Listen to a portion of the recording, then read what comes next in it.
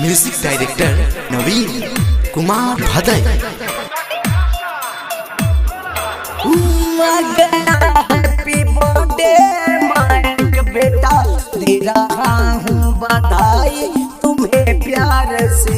आ गया happy birthday mic बेटा, दे रहा हूँ बधाई तुम्हें प्यार से। आ गया हैप्पी बर्थडे माइक बेटा, दे रहा हूँ बधाई तुम्हें प्यार से।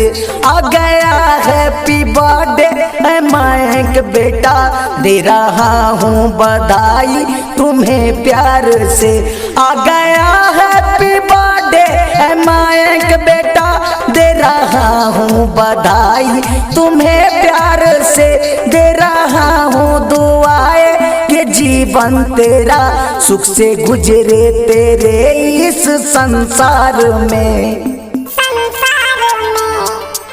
म्यूजिक डायरेक्टर नवीन कुमार भदई।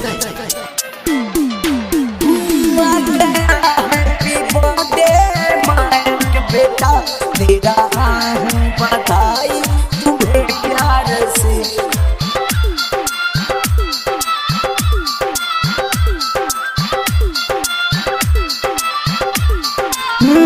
जन्मदिन आ गया, खिल गया है चमन, मक्का है प्यार और बाप का है समन।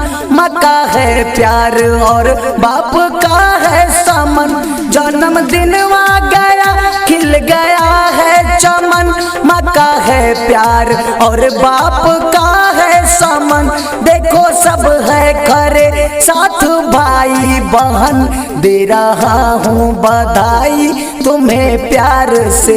आ गया हैप्पी बर्थडे माइक बेटा, दे रहा हूँ बधाई तुम्हें प्यार से।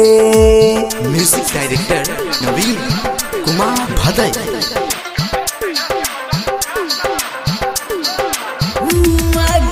हैप्पी बर्थडे माइक बेटा, दे रहा हूँ बधाई तुम्हें प्यार से।